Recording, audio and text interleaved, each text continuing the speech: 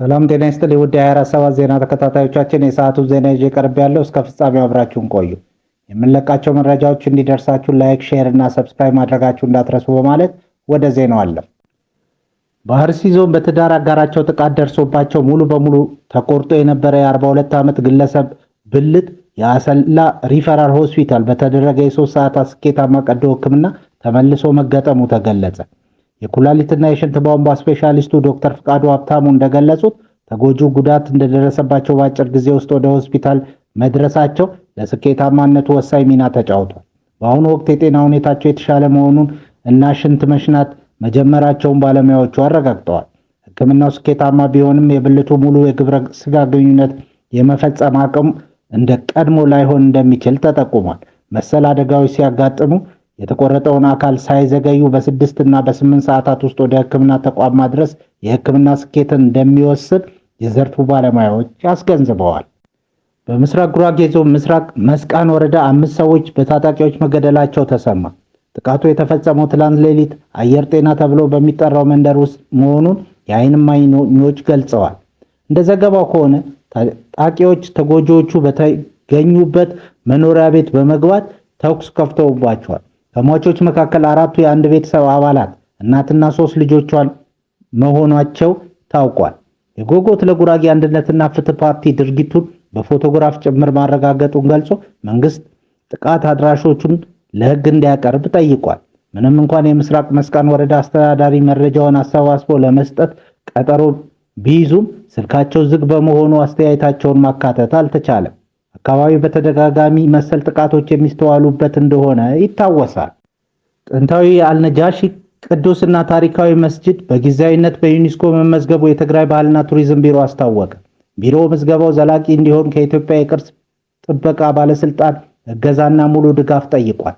አልነጃሺ መስጂድ በኢትዮጵያ አቆጣጠር በ615 የፍቅር፣ የሰብአዊነት፣ የፍትህ፣ የነጻነትና የመቻቻል የሆነ የመጀመሪያ ሀጅራ የተካሄደበት ቅዱስ ስፍራ ነው። አሁን በዩኔስኮ የዓለም ቅርሶች በጊዜያዊነት የተመዘገበው ቅዱስና ታሪካዊ መስጂድ ምዝገባው ዘላቂ እንዲሆን በቀጣይ በርካታ ስራዎች ይቀራሉ ሲል ቢሮ ገልጿል። ለዚህም የኢትዮጵያ የቅርሶች ጥበቃ ባለስልጣን ሙሉ ድጋፍና ክትትል እንደሚሻ አመልክቷል። በትግራይ ክልል ምስራቃዊ ዞን ከልታ አውላሎ ወረዳ ነጋሽ ከተማ የሚገኘው ታላቅ መስጂድ አልነጃሺ በትግራይ ጦርነት ከባድ ጥቃት ደርሶበት ተጠግኖ ለሃይማኖታዊ አገልግሎትና ለቱሪስቶች ጉብኝት መልሶ ክፍት መደረጉ ይታወሳል። ቢሮ በተጨማሪ በየዓመቱ የሚከናወነውን የአሸንዳ ባህላዊ የልጃገረዶች ጨዋታ፣ በተራራ አናት የተገነባው ጥንታዊ የደብረ ዳሞ ገዳም ይህ ጥንታዊ ስራ፣ የአቡነ ገራማ ገዳም የትግራይ ቅርስ መልክዓ ምድርና የአድዋ ድል በዓል በዩኔስኮ ለማስመዝገብ ከኢትዮጵያ የቅርስ ጥበቃ ባለስልጣን በቅንጅት እየሰራ እንደሚገኝ አሳውቋል።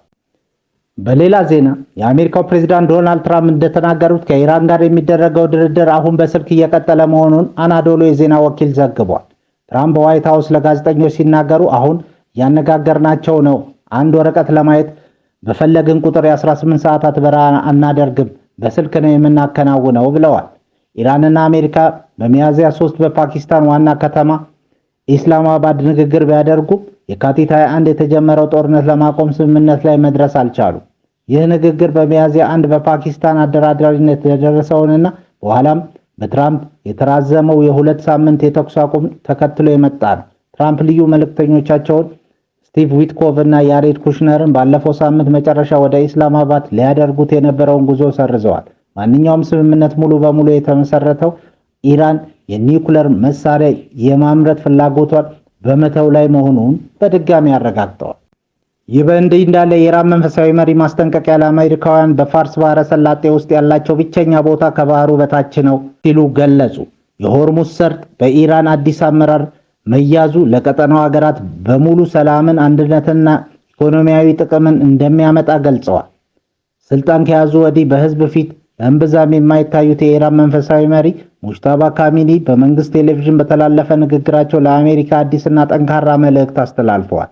አሜሪካውያን በፋርስ ባህረ ሰላጤ ውስጥ ሊኖራቸው የሚችለው ከፍተኛ ቦታ ከባህሩ በታች መስመጥ እንደሆነ ተናግረዋል። ካሚኒ አክለውም ሆርሙዝ ሰርጥን በተመለከተ የኢራን አዲሱ አመራር ለቀጠናው አገራት በሙሉ ሰላምና አንድነትና ኢኮኖሚያዊ ብልጽግናን ያመጣል ብለዋል።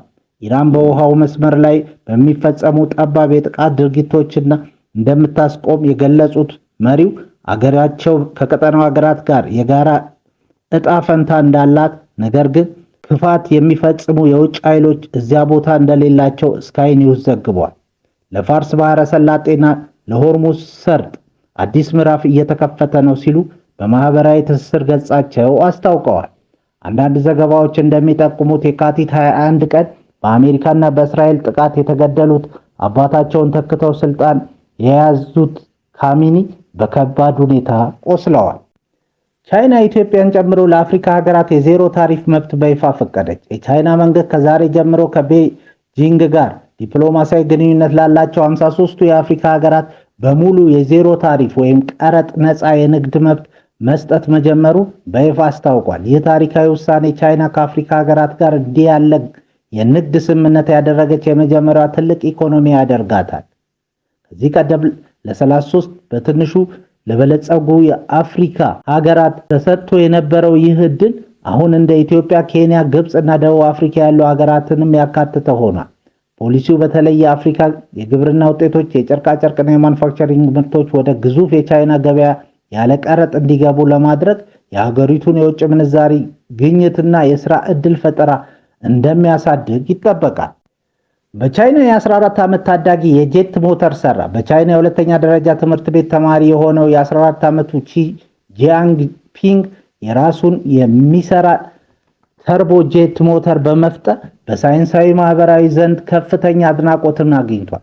ታዳጊው ይህንን ውጤት ያስመዘገበው ከልጅነቱ ጀምሮ በኤሮ ዳይናሚክስ እና በአቪዬሽን ሳይንስ ላይ ባደረገው ተከታታይ ጥናትና ምርምር ነው። ጂያንግ ፒንግ ሞተሩን ለመንደፍ የኮምፒውተር ረዳት ዲዛይን ካድ ሶፍትዌሮችን የተጠቀመ ሲሆን የትኛውንም ነባር ዲዛይን ሳይቀዳ በራሱ ፈጠራ መስራቱን ገልጿል። ምንም እንኳን የመጀመሪያው ሙከራው ባይሳካም ለ6 ወራት ያህል በትጋት በመስራት ውጤታማ ሊሆን ችሏል። ታዳጊው በአሁኑ ወቅት ይበልጥ ዘመናዊና የተሻሻለ የሞተር ስሪት እያዘጋጀ ሲሆን ውድቀትን እንደ ትልቅ ትምህርት እንደሚቆጥረው ተናግሯል። ይህ ድንቅ ስራው በቻይና ማህበራዊ ሚዲያዎች ላይ ሰፊ መነጋገሪያ ሆኗል። ክቡራን አድማጮቻችን ለሰዓቱ ያልናቸው ዜናዎች በዚህ እናበቃለን።